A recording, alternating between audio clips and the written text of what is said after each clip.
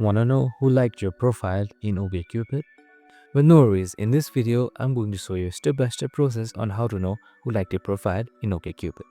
It's super simple, so let's get straight to it. Now, first up, simply open up the OkCupid app and make sure you are logged in. Now, if you are logged in, this main interface should pop up. And once you're there, just simply click towards likes that is located right here. And there should be a little heart like icon right there. Just simply click on it.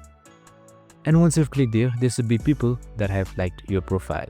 And if there is not, then no one has yet liked your profile. And that's it. Super simple and easy. That's how you find out who liked your profile. Now, in order to view the image or the profile, you need to pay for it though. So I hope this video helped. If it did, make sure to like, subscribe, and tune in with us for more of these videos. See you in the next one.